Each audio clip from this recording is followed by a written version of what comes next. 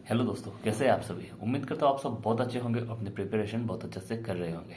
अगर दोस्तों आप हमारे चैनल में नए हैं और आपको हमारे से शॉर्ट वीडियो और शॉर्ट अपडेट पसंद आ रहे हैं तो काइंडली हमारे चैनल को सब्सक्राइब कर दें, क्योंकि फ्यूचर में भी हम आपके लिए शॉर्ट वीडियो और शॉर्ट अपडेट बनाते रहेंगे। अगर दोस्तों आप NICL assistant, UICL AO, SBI clerk mains इन सारे एग्ज़ाम के लिए प्रिपेयर कर रहे हैं या अपकमिंग बैंक एग्ज़ाम के लिए प्रिपेयर कर रहे हैं तो आपको मेरे चैनल में दिए दिए गए एक टेलीग्राम लिंक मिलेगा। आप उस पर क्लिक करके मेरे टेलीग्राम ग्रुप में भी ज्वाइन हो सकते हैं। उसके लिए मैं टाइम टू टाइम आपको प्रॉपर स्ट्रेटेजी या कैसे आपको एग्ज़ाम के लिए रेडी रहना है ये सब मैं गाइड करता रहता हूँ। आप चाहे तो आप इस चैनल पे ज्वाइन कर सकते हैं। लिंक जो है इस वीडियो के डिस्क्रिप्शन में दिया हुआ है। तो चलिए वीडियो में आगे बढ़ते हैं। आप में से बहुत सारे कैंडिडेट्स को पता है UICL असिस्टेंट का जो एग्ज़ाम था वो कल ओवर हो चुका है। और UICL असिस्टेंट का एग्ज़ाम ओवर होने के बाद आप में से बहुत सारे कैंडिडेट मुझे जो रिव्यू दिए हैं उसके बेसिस पे मैं इस वीडियो में डिस्कस करने वाला हूँ। और एक्सपेक्टेड कट ऑफ क्या रहने वाला है या गुड अटेम्प्ट्स आपके क्या होने चाहिए इसके रिगार्डिंग मैं आप सभी के साथ कुछ चीज़ें, कुछ फैक्ट्स शेयर करना चाहता हूँ। UICL असिस्टेंट को लेकर मैंने बहुत ही डीप रिसर्च किया है। डीप रिसर्च करने के बाद मैं आज सुबह ये वीडियो आपके लिए लाया हूँ, क्योंकि मैं कल वीडियो शूट करने वाला था पर मैंने थोड़ा होल्ड किया। होल्ड करने के बाद मैं बहुत सारे स्टूडेंट के साथ पर्सनली मैसेज किया और बहुत सारे स्टूडेंट जो है मेरे साथ मुझे भी मैसेज किए, तो उनके बेसिस के उनके जो रिव्यू आया उसके बाद ही मैं ये वीडियो शूट कर रहा हूँ। तो इसलिए मुझे थोड़ा सा टाइम लग गया। तो चलिए इस वीडियो में आगे बढ़ते हैं। देखिए दोस्तों, कल UICL असिस्टेंट का एग्ज़ाम जब स्टार्ट होने के बाद आपका जो पहला सेक्शन था वो रीजनिंग का था। रीजनिंग का सेक्शन ओपन होने के बाद वो बहुत ही इजी था। आप इजीली क्वेश्चन बन रहे थे, पजल भी कुछ ज़्यादा टफ नहीं था, कोई वेरिएबल कुछ भी नहीं था। मैं अगर लेवल की बात करूँ तो RBI असिस्टेंट, RRB क्लर्क है। RBI असिस्टेंट मैं बोल सकता हूँ बहुत ही ईजी सा लेवल था। तो रीजनिंग का लेवल अगर मैं बोलूँ तो वो बहुत ही इजी था। उसके बाद नेक्स्ट सेक्शन आपका ओपन होता है क्वांट।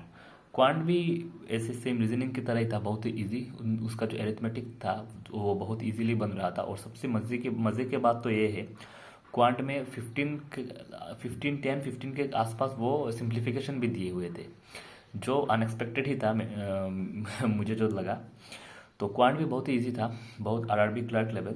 इंग्लिश इजी था। इंग्लिश का तो क्या है, इजी, वेरी वेरी इजी। तो क्या इंग्लिश तो जिसका अच्छा लिटरेचर सब्जेक्ट है इसका तो कुछ बोल नहीं सकते, पर मैं बोल रहा हूँ इंग्लिश ओवरऑल जो था वो बहुत ही ईजी था।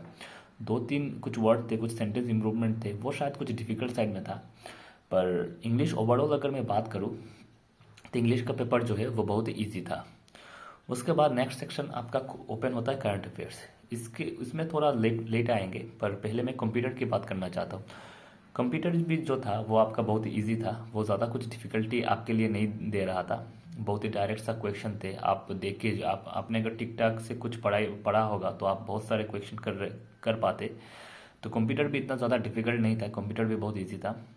डिफ़िकल्ट क्या था, डिफ़िकल्ट था आपका करंट अफेयर्स। करंट अफेयर्स की अगर मैं बात करूँ तो मुझे जो रिव्यू मिला है वो IBPS PO मेंस जो इस साल हुआ है 2023 में उससे ऊपर था करंट अफेयर्स का सेक्शन। आप कमेंट सेक्शन में बोल सकते हैं आपका क्या एक्सपीरियंस रहा। मुझे जो रिव्यू अभी तक मिला, करंट अफेयर्स बहुत डीप में पूछा गया था। कुछ कुछ क्वेश्चन ऐसे थे कि एक साल पुराने 2022 के दिसंबर से कुछ कुछ क्वेश्चन आ रहे थे। तो वो और जो भी question or statement based question थे। आप बोल सकते हैं अगर ऐसा था तो लोग ने बोला। तो करंट अफेयर्स करने में लोगों को बहुत ज़्यादा दिक्कत हुई। जिसने भी करंट अफेयर्स को लाइटली लिया या प्रिपरेशन अच्छी तरह से नहीं किया करंट अफेयर्स सेक्शन में, उनको शायद कुछ दिक्कत हुआ होगा। तो प्रॉब्लम क्या होता है दोस्तों, मैं आपको बताता हूँ। मैंने जो 4 सेक्शन के नाम बोले वो तो इजी थे, सबने कर लिया, टाइम का भी कोई इशू नहीं था, सबने कर ली। सिलेक्शन उसी का हो रहा है जिसका करंट अफेयर स्ट्रॉन्ग है। करंट अफेयर जिसने अच्छी तरह से प्रिपेयर करेगा वो गेम चेंजर वही है। ठीक है, करंट अफेयर्स में सबका लेवल 4 सेक्शन में सेम था। करंट अफेयर्स में जाके हो गया लेवल थोड़ा अप डाउन हो गया, क्योंकि आपको पता है वैकेंसी तो कम है। करंट अफेयर्स पूछा भी उसने डीप से है। तो वो करंट अफेयर्स का सेक्शन जो है वो थोड़ा गेम चेंजिंग है। और इसलिए मैं हर हर वक्त मैं ग्रुप में कहता रहता हूँ करंट अफेयर्स को आप अभी से प्रिपेयर कीजिए, अभी से प्रिपेयर कीजिए। आप 15 डेज 20 डेज में करंट अफेयर्स को कुछ नहीं कर पाओगे, कुछ भी नहीं। तो अगर आप अभी से प्रिपेयर करते हो करंट अफेयर्स तो आपका जो NICL असिस्टेंट मेंस है या UICL AO भी है, UICL AO के लिए तो बहुत देर हो चुका है। UICL AO मेंस के लिए क्यों देर हो चुका है, क्योंकि आप सभी को पता है यूएसएल एओ जो है वो आपका 13 को है, और उसमें भी तो ये तो ज़्यादा दिन बाकी नहीं यूएसएल एओ के लिए। एनआईसीएल असिस्टेंट आप टारगेट कर सकते हैं। अगर अभी से आपने ठीक ठाक प्रिपरेशन करना स्टार्ट कर दिया तो एनआईसीएल असिस्टेंट आप इजीली क्रैक कर पाओगे। ज़्यादा टेंशन की बात कुछ भी नहीं है। आप एकदम इजी रहना कि एनआईसीएल असिस्टेंट में ज़्यादा फॉर्म फिल नहीं होंगे, लगभग यूएसएल असिस्टेंट के तरीके से ही होंगे। अगर आपने करंट अफेयर्स अच्छी तरह से प्रिपेयर कर लिया, रीजनिंग तो आपका स्ट्रांग है, क्वांट भी आपका स्ट्रांग है, इंग्लिश तो आपका ठीक ठाक है, कंप्यूटर आपको आता है।